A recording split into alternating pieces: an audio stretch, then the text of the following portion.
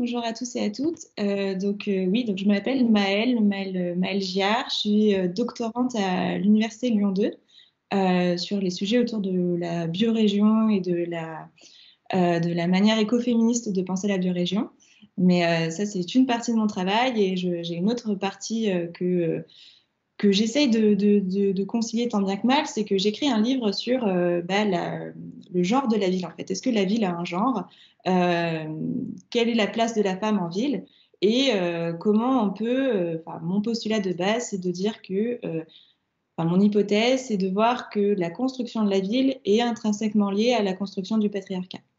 Voilà, donc ça c'est pour les grandes lignes. Comment je suis arrivée à écrire et à venir à ce sujet-là, moi j'ai fait partie de plusieurs groupes militants, d'associations, de revues en ligne, de podcasts, etc., qui m'ont fait un peu aboutir à ce constat-là de dire, mais il y a vraiment un problème pour la place de la femme en ville.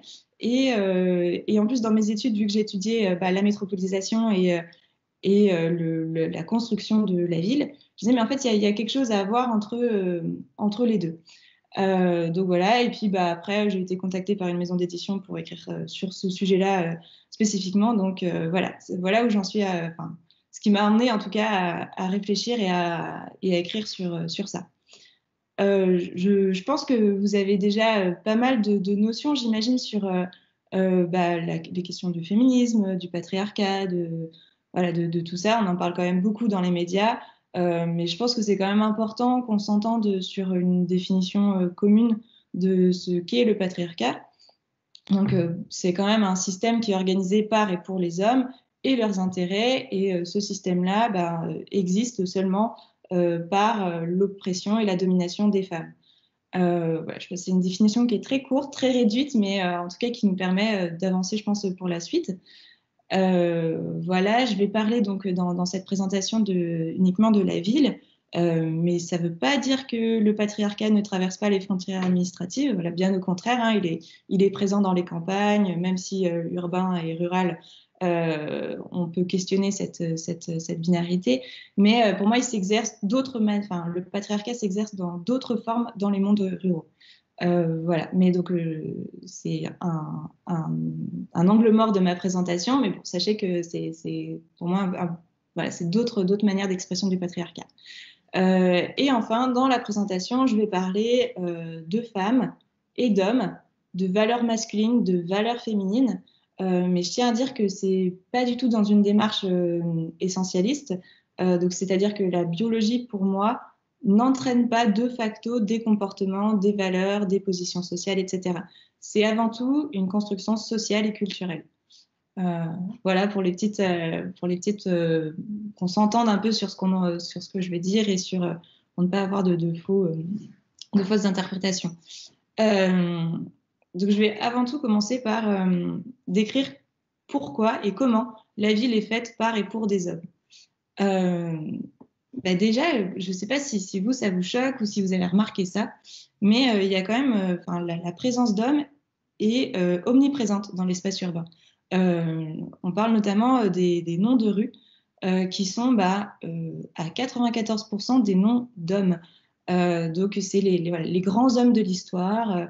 On parle de fleurons de la culture française, de Victor Hugo à Zola en passant par Bonaparte.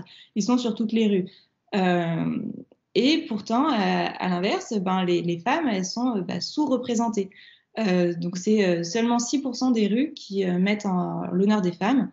À Lyon, c'est donc 1,1% de noms de rues qui sont féminins. À Marseille, c'est 0,6%. Ça épargne pas du tout les petites villes parce que Brest, c'est 1,6% par exemple.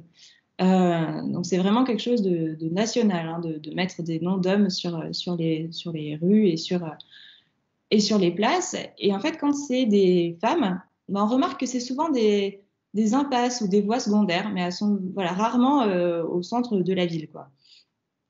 Et donc, ça dépasse cette surreprésentation masculine dépasse évidemment le nom de rue. On parle aussi, par exemple, des noms de stations de métro, qui aussi sont beaucoup d'hommes. Enfin, à Paris, c'est seulement 7 stations de métro qui portent des noms de femmes. Et en plus, dans ces noms, elles sont souvent accolées à des hommes. Voilà, Marie Curie, sans Pierre, elle ne vaut rien. Voilà, et un autre, pour moi, une autre surreprésentation de la place des hommes dans la ville, c'est aussi les statues. Donc il y a énormément de statues qui mettent en valeur les hommes en grands princes surplombant la ville, alors que les femmes, elles sont réservées, la présence de femmes est réservée donc soit à des petites saintes dans les niches, ou alors finalement très sexualisées pour mettre en valeur les hommes. Alors, je ne sais pas s'il y a des Lyonnais ou des Lyonnaises dans la salle, mais pour moi, il y a un exemple très, très marquant de cette présence sexiste de la femme et du coup des stéréotypes de genre dans la ville à Lyon. C'est la fontaine des Jacobins sur la presqu'île. Donc cette fontaine, elle est composée de 4 hommes qui donc surplombent le parterre d'eau. Donc c'est 4 hommes qui sont peintres, architectes, sculpteurs lyonnais et qui trônent vraiment dans leurs meilleurs apparats au-dessus donc de l'eau. Et donc sur le parterre d'eau, on a des sirènes, enfin des femmes aux allures de sirènes, on ne sait pas bien, qui sont donc torse nu avec de l'eau qui jaillit de leur sein. Et vraiment, si on ne peut pas faire plus sexualisé et plus division des genres entre un homme qui domine et la femme qui est hyper sexualisée, je ne sais pas ce qu'on peut faire de pire. Mais voilà un exemple que, en fait, en se baladant en ville, toutes les femmes, et donc aussi les hommes, sont soumises à cette surdominance du masculin, des hommes. Voilà, que ce soit par les noms de rue, par les stations de métro, enfin tout ça, il n'y a que des hommes. Et pour moi, en fait, c'est rien d'anecdotique tout ça. Parce que c'est le reflet d'une part de la domination masculine, mais aussi des politiques et donc des praticiens et praticiennes de l'urbain et de leurs valeurs qui sont associées. Donc on peut se poser en effet la question de qu'est-ce qui fait que, pourquoi, en tout cas, il y a une surreprésentation des hommes et de leur puissance. Pour moi, la réponse, elle est très simple. C'est qu'avant tout, ce sont ceux qui sont au pouvoir dans les mairies, dans les conseils municipaux, c'est avant tout des hommes. En 2014, dans les élections municipales, les femmes ne représentent que 16% des maires. Et dans les grandes villes, en plus, le pourcentage baisse parce que c'est beaucoup plus dans les petites villes ou voire les communes. Et donc, les conseils municipaux réunissent aussi essentiellement des hommes qui, évidemment, vont s'auto-congratuler en mettant des hommes sur les nouveaux bâtiments, les nouvelles rues qu'ils inaugurent. Et alors, juste pour petite anecdote, en 2020, on a dit il y a une vague verte dans les municipalités, et en plus, il y a une vague de femmes. Et alors, moi, je trouve ça assez rigolo parce que c'est quand même un tout petit tsunami parce que c'est seulement 1000 communes qui ont en plus donc eu une femme comme maire, et donc on passe de 16% à 20%. Est-ce qu'on peut vraiment se glorifier de ça? Je ne sais pas. Et donc, enfin, mais dans une échelle plus large, j'aimerais venir sur l'architecture globale, enfin ce qu'on appelle les skylines métropolitaines des grandes villes. Moi, je me pose la question des représentations qui sont associées aux immenses tours de béton et de verre. Sinon, en fait, des représentations démesurées de certains hommes. Donc, les maires, en fait, ils sont dans une bataille, où ils veulent chacun s'affronter sur une querelle absurde de grosseur-hauteur. Et donc, finalement, l'architecture phallique symbolise encore une fois un pouvoir et une domination de l'homme. Donc, l'organe sexuel masculin est omniprésent dans la ville, que ce soit par ces tours de béton, mais aussi dans les graphes de l'arrêt de bus, sur les poubelles. Enfin, voilà. On a une omniprésence de cet organe masculin. Et ce qui est encore plus risible, c'est que lorsque c'est un organe féminin qui est présent, et là, ça devient le sujet de très, très grandes polémiques. C'est notamment, je ne sais pas si vous vous souvenez du vagin de la reine de Capour dans les jardins de Versailles, mais c'était vraiment inadmissible. Il fallait vraiment l'enlever, ça ne pouvait pas exister. Donc voilà, 2 poids, 2 mesures, vous l'aurez compris. Et pour passer Une autre partie, c'est si c'est à la fois, donc il y a une surreprésentation de la domination masculine, en tout cas symbolique, mais en plus, bah, dans la réalité, en fait, il y a des espaces qui sont aussi largement, uniquement dédiés aux hommes, donc dans une forme de non-mixité masculine.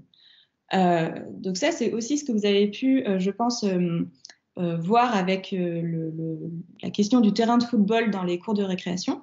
Mais donc, c'est aussi présent bah, en fait, à une échelle beaucoup plus grande dans les villes. Voilà, encore une fois, hein, quand les femmes se réunissent en non-mixité, on crie au scandale. Par contre, il y a des territoires qui taisent un peu cette non-mixité-là, mais qui sont dans les faits des territoires de non-mixité, bah, là, ça paraît normal. Donc, on parle évidemment de skatepark, de city park, mais aussi, enfin, tout ce qui est, il y a des places, il y a des rues qui sont vraiment exclusivement masculines. Donc c'est bah, Edith Marolles que vous avez lu qui, dans sa thèse, montre bien que les moyens alloués par les conseils municipaux aux équipements de loisirs pour les jeunes de 8 à 20 ans servent 2 fois plus aux garçons qu'aux filles. Et donc c'est quand même une certaine représentation de ce que, enfin, des besoins des jeunes filles et des jeunes garçons, parce que c'est ce que souligne Yves Rebaud ensuite dans La ville faite par et pour les hommes, que ces politiques-là, en fait, ils participent à la perpétuation et au renforcement des stéréotypes de genre. Parce qu'en fait, il faut canaliser les garçons par le sport, donc avec les city-stades, et en même temps, bah, il faut que les filles, bah, elles aiment des activités plus calmes, et donc, bah, en fait, les mettre plus dans les MJC, tout ça, à l'intérieur, pour faire d'autres activités plus calmes. Donc voilà, c'est quand même un renforcement des stéréotypes de genre assez fort et assez enfin, qui se fait dès le plus jeune âge finalement. Et ça, en plus, c'est couplé à d'autres stéréotypes, hein, parce qu'on peut aussi évidemment parler des stéréotypes quand on parle des hommes des cités qu'on doit encore plus canaliser, voilà, c'est en plus un stéréotype bah, raciste et classiste qui s'opère. Voilà, je propose de s'attarder un tout petit peu sur, pour moi, un exemple assez marquant de ces territoires de non-mixité urbaine. Et c'est les terrains de street workout. Alors, je ne sais pas si vous connaissez ces terrains-là, mais c'est en gros des espaces pour la musculation de rue, tout simplement. Et c'est des espaces qui, aujourd'hui, vraiment se multiplient dans la ville, hein. Il y en a à peu près dans toutes les zones un peu vides, donc dans les parcs, les berges, les quais, au pied des immeubles. En fait, on voit de plus en plus ces terrains de street workout, donc pour la musculation de rue. Et donc ça, c'est quelque chose qui vient dès les années en fait 2000 et mais qui a connu une expansion immense à partir de 2008 grâce à un homme qui s'appelle Hannibal Forking et est en fait considéré comme un bad boy. Donc il est à New York, hein, et il est dealer, je crois, il fait de la prison. Donc et pendant qu'il est emprisonné, bah, il commence la musculation. Il sort de prison, il fait des vidéos de street workout, du coup de musculation de rue. Et voilà, il s'est repenti grâce à la musculation. Et donc ça va donner mais un poids immense après à la diffusion de cette pratique sportive. Mais en fait, on n'a jamais questionné qu'est-ce que ça engendrait de faire ces espaces-là, et notamment, qu'est-ce que donc ces vidéos de street workout produisent sur les imaginaires de la virilité des hommes et surtout de l'impunité qu'ils peuvent avoir dans ces espaces publics. Donc il y a une très large diffusion de ces terrains-là et au profit d'une performance masculine et finalement d'un privilège d'hommes, parce que je ne sais pas, vous, les femmes, je ne sais pas si vous pouvez faire du sport dans la rue, torse nu, avec de la musique très forte, mais c'est quelque chose qui est quand même assez inenvisageable pour les femmes, alors que pour les hommes, il n'y a vraiment aucun problème à occuper l'espace public de cette manière-là. Et donc, moi, ça me pose quand même question de me dire que il y a certes en plus un renforcement de virilité qui peut poser problème pour nombre de garçons, hein, je suis tout à fait d'accord. Mais pour les femmes, c'est aussi se dire, en fait, cet espace-là, il n'est pas prévu pour que moi je puisse m'y épanouir, il est fait pour les hommes et pour leur spectacle, et voilà, qui, moi, me vient à ma vue, alors qu'en fait, je suis là et je me balade simplement sur les quais. Euh, voilà, donc ça peut poser question, mais par contre, ben, rien n'est fait pour que soit que ces terrains de sport soient accessibles aux femmes, enfin réellement, je parle pas de seulement de plage horaire en non-mixité féminine, mais pour vraiment qu'il y ait une, une, une occupation et une inclusivité de ces espaces-là. Et surtout, ça ne remet pas du tout en cause qu'est-ce que la masculinité, et notamment voilà, les stéréotypes de genre qui sont associés. Voilà, c'était une petite parenthèse sur le street workout, mais qui pour moi en fait illustre vraiment aujourd'hui la construction des villes en fait finalement, parce on retrouve ce désir de se montrer, de se mettre en avant, d'occuper l'espace, et ça en fait au détriment d'autres populations. Voilà, je parle des femmes, mais aussi des enfants. Enfin, voilà, donc c'est pour moi un peu un exemple type de cette domination masculine dans les villes. Et donc, pour voir un peu pourquoi et comment cette construction de la ville se fait uniquement pour les hommes, je pense qu'il faut s'intéresser aux professions de l'urbain.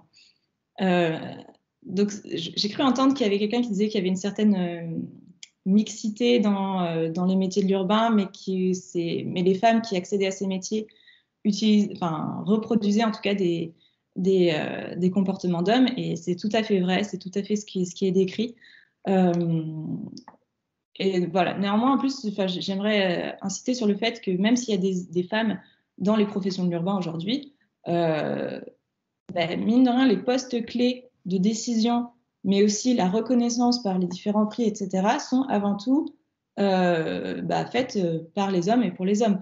Donc la Fédération nationale des agences d'urbanisme en 2019, pardon, sur les 50 agences, 40 sont dirigées par des hommes. Et ça, on peut le voir aussi dans les prix qui sont réservés à la fois uniquement à la gente masculine. Enfin, sur les 27 éditions là, du Grand Prix de l'urbanisme, il y a seulement 2 lauréates. Et alors, j'ai regardé pour l'architecture, sur le prix Pritzker, alors je ne sais pas du tout comment ça se prononce, mais donc c'est un prix d'architecture internationale qui existe depuis 1979. Et il y a seulement eu 6 femmes. Et à chaque fois qu'elles ont reçu le prix, c'était encore en duo. Enfin, pour 5 d'entre elles, c'était des duos. Donc voilà, encore une fois, on peut se poser la question de la reconnaissance associée aux grands métiers de l'urbain se fait uniquement par les hommes et par, du coup, ce qui entraîne une certaine vision et une certaine perspective pour la construction de la ville. Et donc, si on redescend là de ces grands prix, même dans le quotidien en fait des professions de l'urbain, en fait, les femmes, elles sont très régulièrement contredites par toujours plus experts, plus compétents, plus objectifs. Et ça, c'est notamment dans ce que souligne Yves Rebaud dans son analyse du Grenelle des mobilités de 2012 tenu à Bordeaux. Par exemple, tous les projets innovants sont présentés par des hommes, c'est que des hommes, les experts. Le président de séance est un homme. Et en fait, à chaque fois qu'il y a des prises de parole de femmes, elles sont souvent interrompues, ou il y a des rires, des interventions sauvages, ce qui permet vraiment pas de prendre en compte la parole des femmes et qui sont compétentes sur ces sujets-là. Et donc, enfin, il y a quand même la question des formations qui, pour moi, se pose. Parce que même si voilà, on accède dans les formations en architecture, j'imagine, ou en urbanisme, comme j'ai pu avoir, il y a quand même une certaine mixité qui est présente. Et donc, on nous apprend à avoir quand même un regard assez masculin. Donc, par regard masculin, j'entends voilà, l'expansion, l'opulence, la magnificence, vraiment le pouvoir, le faire, voilà, faire gros, faire grand, voilà. Et ça aussi, ça s'illustre par par les personnages qu'on étudie. Alors moi, je ne sais pas vous, mais dans mes formations d'urbanisme, on a mis à l'honneur que les grands hommes. Voilà, c'était le Paris d'Haussmann, Barcelone de Cerda, le visionnaire Le Corbusier, tout ça. Mais par contre, jamais j'ai étudié une femme dans mes études. Et en plus, on m'a vanté vraiment tout ce qui tout ce que ces hommes ont fait, sans pour autant mettre en cause les problèmes que ça pouvait engendrer, notamment en termes de ségrégation, de vision coloniale. Voilà. Et donc ça, c'est pour moi aussi un grand problème dans les formations qui ne mettent pas assez à l'honneur, non, qui valorisent donc du coup, ce que je disais au début, des valeurs masculines, quoi, donc vraiment opulence, magnificence, grandeur. Et à l'inverse, en fait, on ne nous apprend pas du tout à mettre les savoirs donc dits féminins, encore une fois, c'est qu'une construction sociale, mais tels que le soin, l'attention, le ressenti, l'empathie. Ça, c'est totalement absent, dénigré, alors que je pense que ça aurait un réel intérêt de les mettre au cœur de la construction de l'urbain et des études sur comment on aménage les territoires et comment on prend en compte finalement d'autres savoirs que les savoirs rationnels, scientifiques, souvent portés par des hommes. Voilà. Et donc ça, c'était toute une partie sur la construction de la ville et sur la place des hommes dans cette construction-là. Et en fait, à l'inverse, il y a aussi l'expérience de la ville faite par les femmes et qui est quand même aussi finalement très peu dite. Moi, j'ai pas trouvé il y a très peu de livres qui sont centrés sur l'expérience de la ville faite par les femmes. On parle souvent de féminisme en général, d'expérience de femmes en général, mais moi, je pense sincèrement qu'il y a une expérience particulière de la ville faite par les femmes. J'entendais qu'il y avait un intervenant, je ne me souviens pas du prénom, qui disait qu'un rappeur avait dit une phrase qui l'avait particulièrement choqué. Et moi, j'ai grandi quand même avec la célèbre phrase de Diams, il y a comme un goût de viol quand je marche dans la ville. Et cette phrase, en fait, elle est extrêmement vraie. Et ce n'est pas seulement le harcèlement de rue, tout ça, c'est pas seulement de l'ordre du fantasme, c'est une vraie réalité. Et pourtant, il y a très très peu d'études qui sont aujourd'hui à l'œuvre pour à la fois rendre compte de cette réalité, la dénoncer et faire avancer un peu cette question-là. Donc là, je vais parler de harcèlement de rue. Je vous préviens, si vous êtes sensible sur ce sujet-là. Moi, je pense qu'il y a quelque chose qu'on gagnerait tous et toutes à faire, c'est de questionner notre entourage sur les ressentis urbains.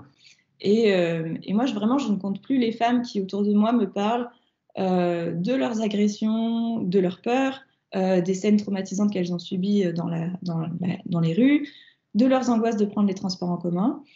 Et donc, du coup, on voit vraiment que dès qu'il s'agit de franchir la porte vers l'extérieur, il y a vraiment un sentiment d'insécurité qui se partage. Et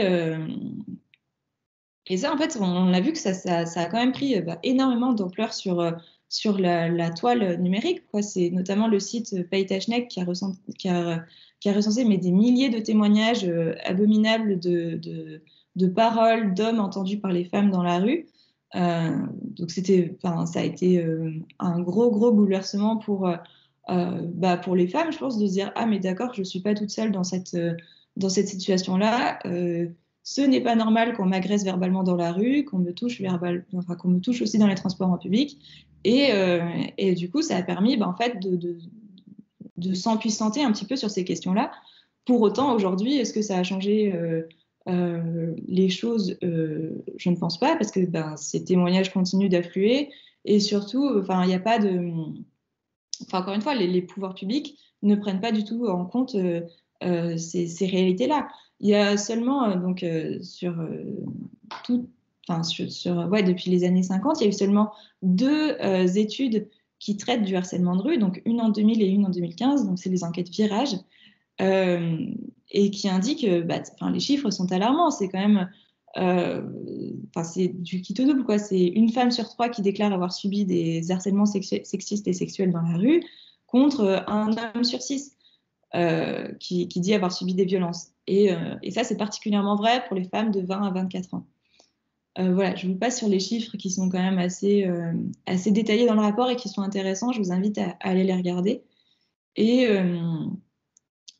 et j'aimerais basculer sur un autre chiffre qui est donc le Conseil à l'égalité entre les femmes et les hommes indique donc en 2015 que c'est 100% des femmes qui sont utilisatrices des transports en commun qui déclarent avoir subi au moins une fois dans leur vie des cas de harcèlement. 100%, 100% d'utilisatrices et pourtant, en fait, à part des campagnes préventives qui disent parlez, on vous écoute, il n'y a pas vraiment de choses qui sont faites pour faire évoluer à la fois les mentalités, mais aussi rendre plus rendre ces espaces-là plus sécures pour les femmes. Enfin, non, ça n'arrive pas. Mais face à ça, on fait quand même le pouvoir public fait quand même des choses. Le harcèlement sexuel donc, de rue en 2012 apparaît enfin dans la loi. Donc c'est enfin pris en compte dans le droit, quoi, dans la loi. Et pourtant, en fait, c'est très très compliqué donc il y a 3 articles. Donc c'est l'article 222, si vous voulez aller voir, 222-33-1. Mais, euh, mais encore une fois, en fait, on est sur une définition un peu lapidaire de ce qu'est le harcèlement de rue. Et en fait, c'est très compliqué de s'en saisir pour les femmes. Vous imaginez bien que c'est à quel moment on dit que c'est du harcèlement de rue, à quel moment on peut porter plainte ou non. Donc en fait, ça fait que les chiffres de plainte, ils sont extrêmement bas parce que mais on ne peut pas porter plainte contre le harcèlement de rue. Enfin, c'est hyper compliqué. Se dire bah voilà, un homme m'a dit sale pute dans la rue, mais enfin quelle valeur ça a et, euh, et encore une fois, c'est pas du tout pris en compte. Euh, Là, j'aimerais vous citer encore une phrase de Yves Rébeau, qui pour moi est assez éloquente, donc je vous la cite. Prendre au sérieux le harcèlement de rue, c'est considérer qu'il ne peut pas être réduit à une activité d'hommes vulgaires, frustrés, obsédés, sexuels ou de malades mentaux, mais qu'il est relayé de façon puissante par une culture masculine de la ville. Et donc cette culture masculine de la ville, c'est un peu ce que je vous évoquais plus haut avec voilà, le street workout, etc. Mais c'est aussi le fait de considérer que la rue, les places sont en fait finalement des territoires d'hommes et où c'est totalement OK d'avoir des pratiques et des comportements finalement très violents envers les femmes. Mais aussi d'autres catégories de population, je pense notamment aux personnes LGBT. Enfin, voilà, c'est pas que non plus. Enfin, voilà, faut être un peu plus vaste. Voilà. Et donc face à ça, face à toute cette violence de l'urbain, il y a des pratiques d'évitement qui sont mises en place par les femmes. Et donc ça, c'est un texte de Marlène Lieber qui étudie ça, qui étudie les pratiques euh, d'évitement des femmes et les peurs qui y sont associées. Mais encore une fois, il y a très peu d'enquêtes qui sont mises en place. Moi, j'en ai recensé qu'une. C'est l'enquête sur la violence envers les femmes. Donc, c'est l'enquête en VEF. Voilà. Et par contre, on voit que le sentiment d'insécurité et de pratique d'évitement euh, dans l'espace public, en fait, elle est très présente dans la culture de manière très large. On voit des films, des livres, voilà, des bandes dessinées, des publicités qui montrent bien et qui disent aux femmes, faites attention dans la rue, prenez votre téléphone portable, appelez une copine sur votre chemin de retour. Plein de techniques comme ça qu'on apprend et qu'on intériorise par la culture, mais aussi l'éducation, tout ça, et qui sont finalement très présentes dans nos pratiques après de l'urbain. Enfin, oui, c'est très commun et ça, il faut vraiment le dire et le redire. Les femmes ont des pratiques d'évitement dans les rues et ont peur des rues. Euh, donc ça, c'est aussi quelque chose que dit très bien Marina Niebuhr, c'est que en fait, toutes les femmes qu'elle a interrogées disent très bien qu'elles n'ont pas peur. Euh, En tout cas, elles refusent d'admettre qu'elles ont peur ou qu'elles se soumettraient en fait voilà, des pratiques d'évitement. Mais dans les faits, tout montre que finalement, il y a des vraies angoisses qui sont présentes de la nuit, euh, des rues quand elles marchent de manière solitaire. Enfin, il y a vraiment des peurs qui sont ancrées, mais qui ne se disent pas comme telles. Et pour elle, pour cette autrice, elle dit qu'en fait, un des premiers, euh, un des premiers piliers pour en fait, faire un peu changer les choses, c'est ça de reconnaître que on a qu'il y a des formes de peur et de soumission dans l'espace public faites par les femmes. Et c'est pas forcément se dévaloriser ou avoir une mauvaise conscience de soi, etc. Mais c'est seulement reconnaître que oui, il y a encore des dominations dans l'espace public. Enfin, c'est pas du tout à euphémiser. Et c'est par la prise en compte de cette peur-là que, en tout cas, Marilyn Weber pense que les choses pourront changer. Voilà, c'est son avis à elle. Voilà, je pense que je vais terminer par un peu par ce qui est aujourd'hui fait pour justement rendre un peu la ville aux femmes plus douces et moins violentes. Je parlais notamment du fait qu'il y a sur les noms de rue et sur la surreprésentation masculine, il y a quand même des collectifs aujourd'hui qui agissent et qui tentent de faire, de changer un peu les choses. Je pense notamment à donc un collectif qui s'appelle Camp à elle, Camp de Caen, et qui va changer là au début de l'été 50 noms de rue par des noms de femmes. Donc c'est un petit pas, on peut dire, hein, mais c'est déjà ça. Et en fait, tous ces collectifs-là, quand même, se multiplient. Moi, j'ai l'impression sur l'ensemble des villes. Enfin, il y a aussi des pratiques pour les espaces de non-mixité masculine de faire des non-mixités féminines, donc notamment sur les city-stades, etc.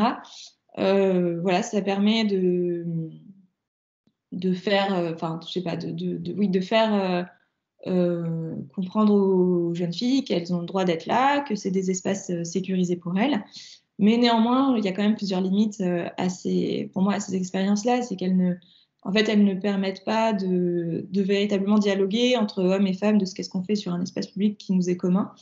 Mais voilà, c'est plutôt renverser une non-mixité par une autre non-mixité dans l'espoir que ça change quelque chose. Voilà, à voir ce que ça va donner dans les prochaines années. Et enfin, il y a aussi quand même beaucoup de collectifs et d'associations féministes qui essayent de se réapproprier, enfin moi je dirais même s'approprier tout court la rue, et notamment la rue dans des temps nocturnes. On parle beaucoup de marches féministes de nuit, notamment donc des femmes qui vont marcher la nuit dans les rues pour se sentir en confiance, l'appréhender collectivement et ainsi essayer de prendre confiance dans ces espaces-là. Voilà, et il y a aussi, je pense que je ne peux pas terminer cette présentation sans parler des colleuses qui elles aussi, affichent sur les murs des villes toute l'oppression patriarcale qui existe dans les vies des femmes. Et c'est aussi une pratique qui permet de se confronter à l'espace public, de se confronter aux hommes dans l'espace public, et ce dans des temps encore une fois, nocturnes. Voilà, maintenant les collèges, je crois que ça fait 2 ans que ça existe. Je pense que ça a aidé beaucoup de femmes à justement prendre confiance dans les rues et dans la lutte qu'elles portaient. Voilà, néanmoins, encore une fois, hein, toutes les affiches, elles sont arrachées et il n'y a pas grand-chose qui est pris en compte par les pouvoirs publics sur les sujets qui les occupent. Voilà, je vous remercie de m'avoir écouté.